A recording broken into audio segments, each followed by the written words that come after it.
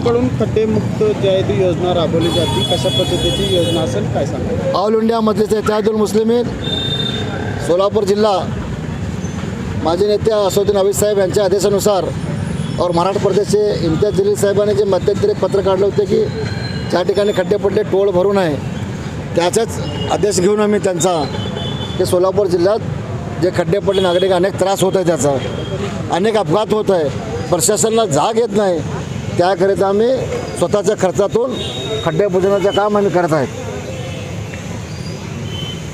तर एकीकडे पाहिलं गेलं तर भाजपकडून लोटस ऑपरेशन जे आहे ते सुरू आहे. भाजपमध्ये पक्ष जे आहे ते प्रवेश दिले जातात, मात्र विकास कामाकडे त्यांचं दुर्लक्ष आहे. मात्र आपण विकास कामाकडे लक्ष देतो. बघा साहेब, हा भाजपाला फक्त एवढंच आहे की जातीमध्ये तेढ निर्माण करणे, मंदिर मस्जिदचा तेढ निर्माण करणे.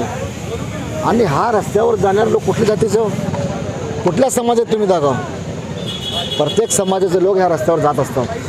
हा रस्ता कुठल्या जातीचा नसून हा रस्ता देवाने तयार केलेला रस्ता आहे. म्हणजे दाखवलं तुम्हाला, या रस्त्याने सगळे जाती लोक जाणार आहे. त्यासाठी ऑल इंडिया मजलिस इत्तेहादुल मुस्लिमीन कुठली जात पात न बघता स्वतःच्या खर्चातून हा रस्ता आम्ही स्वतःच्या खर्चातून खड्डे बुजवतो आहे. आणि भाजपाने खूप मोठे खड्डे केलेले आहेत.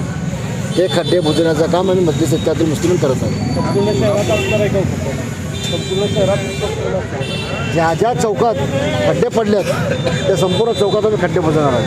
सोलापुरात जे आहे पालकमंत्री जयकुमार दुर्लक्ष आहे.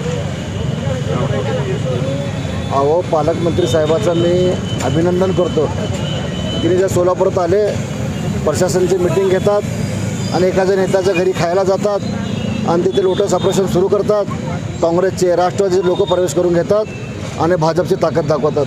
अहो, त्यांचे आमदार बघा, खासदार बघा, कुठल्या पक्षाचे सगळे तरी आमच्या तालमीत तयार होऊन आलेले लोक तिथं जाऊन मंत्रीपद, खासदारपद, आमदारपद घ्यायला. आता हेच चालत राहणार. तुम्हाला विकासाकडे नागरिकाला वेळ ठेवणार नाही त्यांनी काहीच, फक्त जात भेद मतभेद करत राहणार.